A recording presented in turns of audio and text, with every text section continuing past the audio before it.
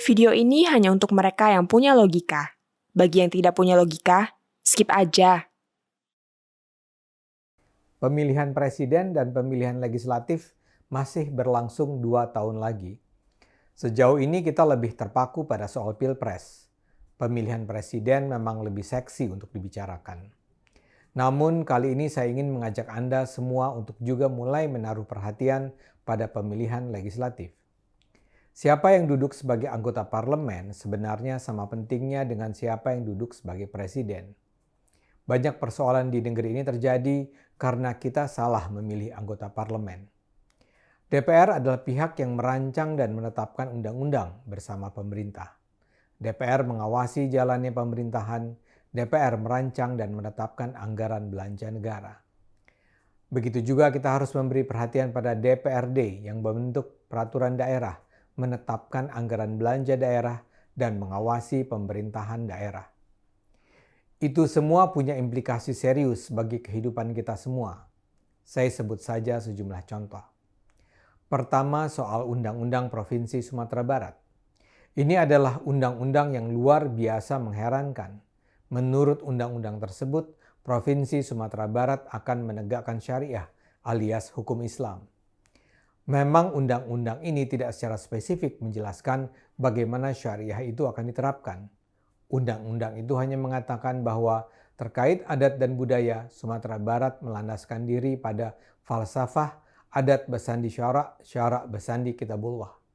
Yang kalau diterjemahkan artinya di Sumatera Barat penataan adat dan budaya akan melandaskan diri pada syariah yang melandaskan diri pada Al-Quran.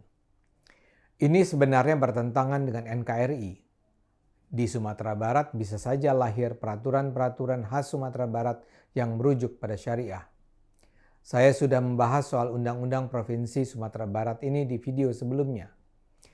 Tapi kalau kita memang menganggap undang-undang ini bertentangan dengan Undang-Undang Dasar 45, pertanyaannya adalah kenapa undang-undang ini bisa lahir?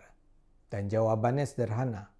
Karena para anggota parlemen DPR pusat merancangnya.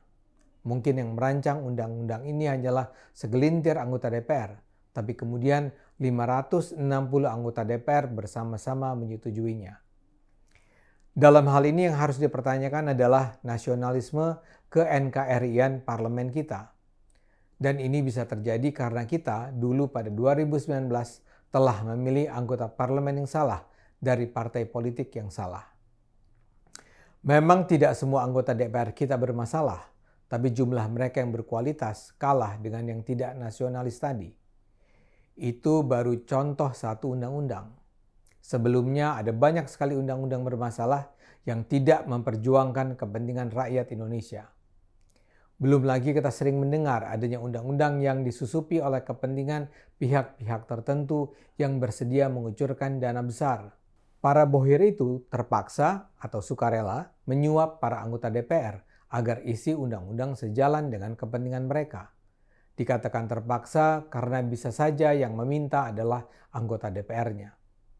Karena itu dikatakan ada tarif tertentu untuk pasal-pasal dalam undang-undang yang dianggap basah.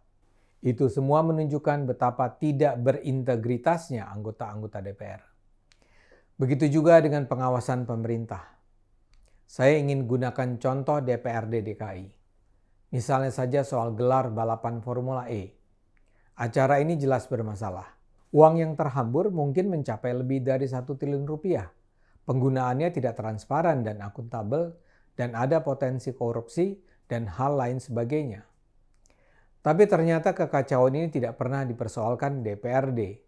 Yang rajin mengajukan pertanyaan hanyalah fraksi PSI yang belakangan diikuti PDIP. Ketika PSI dan PDIP mengajukan interpelasi, mayoritas fraksi lainnya menolak. Itu nampaknya terjadi setelah Gubernur DKI mengundang perwakilan fraksi untuk makan malam. Tapi bukan cuma di soal Formula E DPRD bungkam. Ingat soal skandal AIKI Bond yang dianggarkan sampai 82 miliar rupiah oleh Pemprov DKI? Saat itu pun hanya PSI yang memprotes keras. Fraksi lain diam. Ini lagi-lagi menunjukkan betapa kualitas mayoritas anggota DPRD DKI yang dipilih rakyat Jakarta membiarkan kejanggalan anggaran terjadi. Sebagai contoh terakhir adalah anggaran gorden. DPR Pusat sempat menetapkan anggaran hampir 49 miliar rupiah untuk mengganti gorden rumah dinas para anggota. Tepatnya 48,7 miliar rupiah untuk 550 unit rumah di perumahan DPR Kalibata. Kalau dihitung-hitung, biaya gorden per rumah adalah 88 juta rupiah. Ini kan tidak masuk akal. Hampir pastilah uang akan mengalir bukan hanya pada pembelian gorden, tapi juga untuk memperkaya diri. Jadi kita punya masalah serius dengan kualitas DPR. Ironisnya ini terjadi karena ulah masyarakat sendiri. Rakyat memilih para wakilnya untuk duduk di parlemen dengan tidak mempertimbangkan kualitas mereka. Cobalah tanya pada diri sendiri, bagaimana dulu Anda memilih anggota legislatif?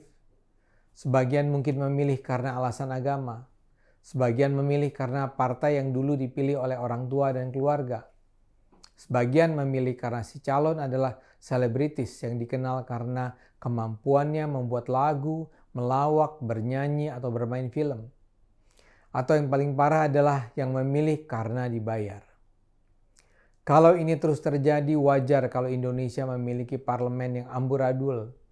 Kalau kita ingin memiliki parlemen yang baik, jangan biarkan partai yang selama ini menempatkan para badut di parlemen tetap dipilih oleh rakyat. Ini sebetulnya bukan pekerjaan yang terlalu sulit. Paling ideal memang kalau kita memilih setiap caleg berdasarkan track recordnya selama ini. Apalagi kalau caleg tersebut adalah incumbent, sudah menjadi anggota parlemen sebelumnya. Tinggal dilihat apa saja yang sudah dilakukannya. Tapi kalau sulit untuk mengetahui track record caleg, kita semua bisa kok melihat track record masing-masing partai. Rakyat seharusnya menghukum partai-partai yang dianggap berinisiatif terlibat mendukung lahirnya berbagai undang-undang bermasalah. Atau dalam kasus DPRD DKI tadi, Rakyat Jakarta seharusnya menghukum partai-partai yang membiarkan program-program pemerintah yang jelas-jelas bermasalah tadi. Hukuman terbaik adalah dengan tidak mendukungnya kembali pada pemilu atau pilkada mendatang. Kita harus mengajarkan rakyat Indonesia untuk memilih dengan akal sehat. Kalau masyarakat sudah memilih dengan rasional dan kritis, partai politik tidak akan lagi menurunkan caleg-caleg yang berkualitas badut di parlemen. Karena itu kita tak bisa lagi hanya membicarakan siapa capres kita, tapi juga siapa caleg kita atau partai mana yang akan didukung untuk masuk ke parlemen pada 2024. Hanya dengan cara itu kita bisa berharap Indonesia akan maju menjadi negara yang damai, makmur, dan sejahtera.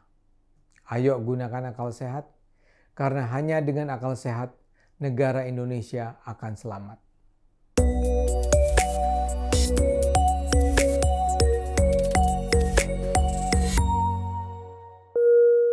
Video ini hanya untuk mereka yang punya logika. Bagi yang tidak punya logika, skip aja.